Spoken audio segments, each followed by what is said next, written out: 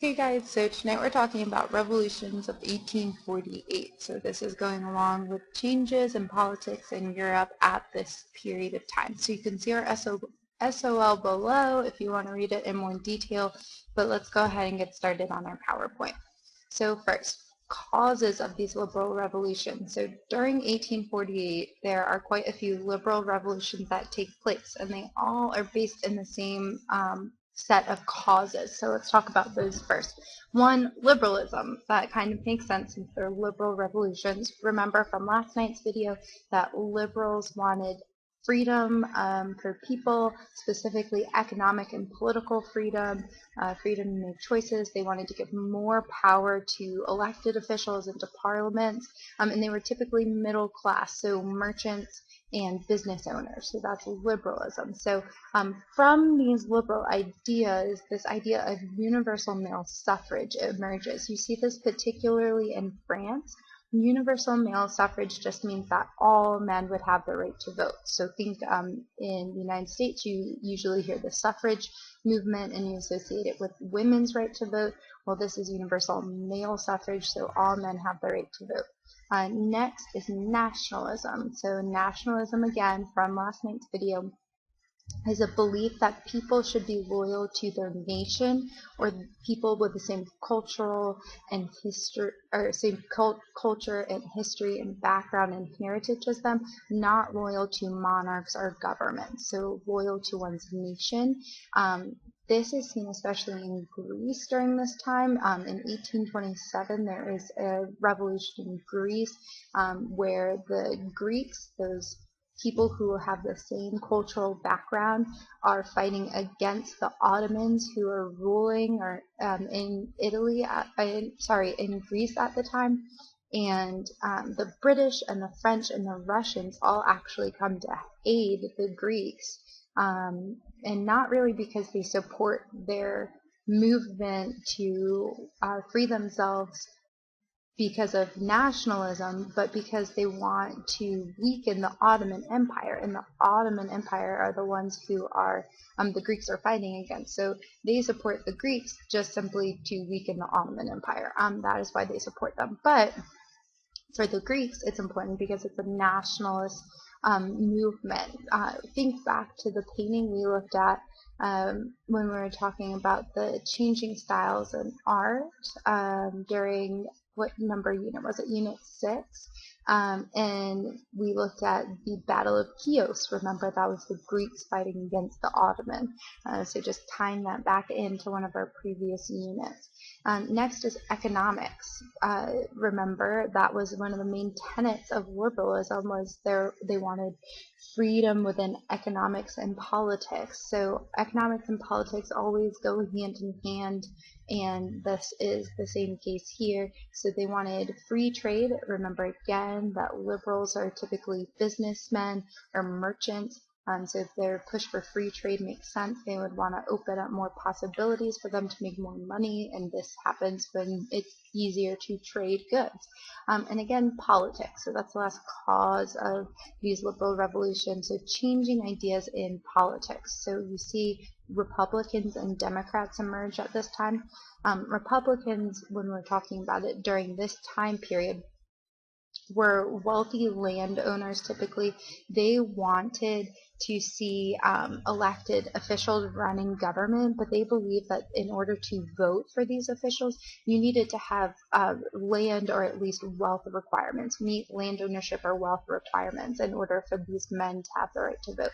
Democrats believed, or radicals also as they're called, believed in universal male suffrage. Again, every man should have the right to vote no matter how much land he owns or how much wealth he has. So these are some causes of these liberal revolutions. Let's go ahead and jump in and start looking at some of them. So France is the first one we're going to talk about. So during this period of time, mid-1800s, Louis Philippe is the constitutional monarch in France. But the people become unhappy with him, so they overthrow him in 1848, and they establish the Second Republic in France. But almost immediately, factions break out within the Republic. Some want just political changes or revolutions, and some want to see social and economic changes made as well. So they want to reform society and the economics of France, not just the politics or the political system in France. So these factions emerge and bloody fights and battles break out because of these factions within the Republic. So the citizens are really weary of all this fighting and all this bloodshed, and so they immediately want to get rid of the Republic. So that's what happens. And they bring in Louis Napoleon, who is Napoleon Bonaparte's nephew. So they bring him in and they elect him as president. They wanted a strong president, and they elect him. He actually makes some pretty good reforms, and the people are really happy with him. And so eventually they allow him to become emperor, and he's Napoleon III. So even though this begins with some liberal revolutions, liberal ideas, they end up going back to rule by an emperor again. So that's in France. Next is Austria.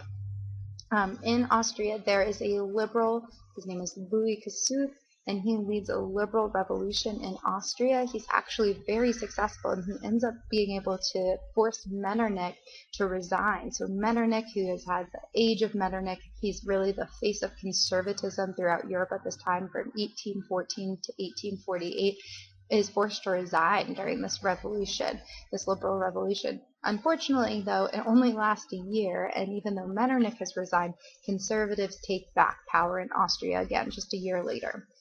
Next is Germany. So remember, and you can see this on the map here, Germany after the Congress of Vienna is the German Confederation. So it's 39 independent countries within Germany, but they're kind of loosely tied together in this idea of the German Confederation. Well, in 1848, they try to unify all of Germany. They try to unify all 39 of those countries, and this is the liberal revolution that's taking place, but unfortunately the attempt fails, and so they do not unite all 39 independent German states in 1848. Next is Italy, and Italy is kind of the same thing as Germany here. They revolt against their Austrian rulers, so you can see on the map down here that the Austrian Empire is the big blue spot here, and so Italy is revolting against them, and they're trying to unify because Italy is also broken up into a bunch of independent states at this point in time, and so they're trying to all break free of those Austrian rulers and kind of unite in this liberal revolution, but it also fails. So the results. All of these liberal revolutions that take place in 1848 are defeated. Even if they're temporarily successful, they eventually are defeated, and conservatism returns to Europe. Some of that is about to change, but for the time being, that is what happens. There is one exception to this rule, however, and that is Great Britain. So Great Britain is isolated, and they are able to avoid these liberal revolts or revolutions that take place in 1848. However, Great Britain is kind of also an exception because they have a history, a long-standing history of democratic principles. So you can kind of think back to William and Mary and their glorious revolution, and when they agree that they are going to be a constitutional monarchy. Sorry guys, they're mowing the grass outside of my window. So they agree to be a constitutional monarchy and work with Parliament, and this gives more power to Parliament, who is an elected body of officials by the people. So there's really an expansion of political rights in Great Britain, and so they have a history of more democratic principles there. Also during this time period, Great Britain makes the slave trade within the British Isles illegal, so that's important, and that's a step forward for the rights of individuals. So Great Britain is the exception to these liberal revolutions that were taking place in 1848. That is our video tonight. Tomorrow night we are going to start talking about Italian unification. So not the revolution that took place in 1848, but an actual Italian unification. So see you guys in class tomorrow.